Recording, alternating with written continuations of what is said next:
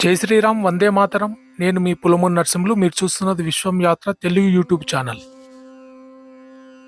అణువణువు శివమయం, రాళ్ళు రప్పలు దాటుకుంటూ ప్రయాణం, మంచు రూపంలో శివలింగ దర్శనం, ఆ ప్రదేశమే అమర్నాథ్. పరమశివుడు పార్వతీదేవికి అమరత్వము గురించి తెలియజేసిన దివ్య క్షేత్రం. ఆ మహాదేవుడు స్వయంభుగా కొన్ని రోజులు మాత్రమే దర్శనమిచ్చే పుణ్యక్షేత్రం.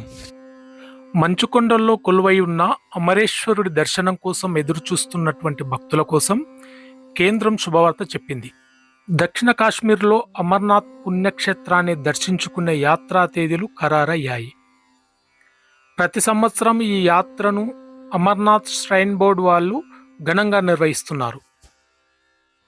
సముద్ర మట్టానికి 3880 మీటర్ల ఎత్తులో వెలిసిన హిమలింగేశ్వరుడి దర్శనం కోసం భక్తులు సాహసం చేస్తారు.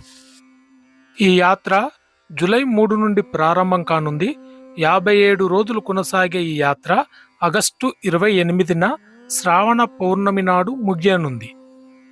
అమర్నాథ్ యాత్రకు సంబంధించిన వివరాలు జమ్మూ కాశ్మీర్ లెఫ్టినెంట్ గవర్నర్ మనోజ్ సిన్హా గారు ప్రకటించారు. యాత్రను చేపట్టాలని యాత్రికులు ఈ నెల 15 నుండి రిజిస్ట్రేషన్ చేసుకోవాలని తెలియజేశారు.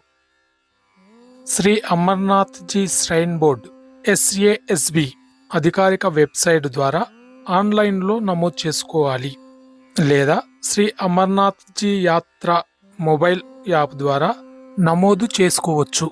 ఆఫ్లైన్లో నమోదు చేసుకోవాలనుకుంటే Jammu Kashmir bank, state bank of India, Punjab national bank, yes bank బ్రాంచ్లలో ముందుగా రిజిస్ట్రేషన్ చేసుకోవాల్సి ఉంటుంది. రిజిస్ట్రేషన్ రుసుము 220 రూపాయలు ఉంటుంది. అమర్నాథ్ శ్రైన్ బోర్డు వారు సూచించినటువంటి మీకు దగ్గరలోని ప్రభుత్వ ఆసుపత్రిలో ఆరోగ్య ధృవీకరణ పత్రము తప్పకుండా తీసుకోవాల్సి ఉంటుంది. అత్యంత ఎత్తులో ఉండే మంచు కొండలలో ఆక్సిజన్ స్థాయి తక్కువగా ఉన్న కారణంగా 13 సంవత్సరాల లోపు పిల్లలను, 70 సంవత్సరాల పైబడిన వృద్ధులను అనుమతించరు. అదే రకంగా గర్భిణీలను కూడా అనుమతించరు.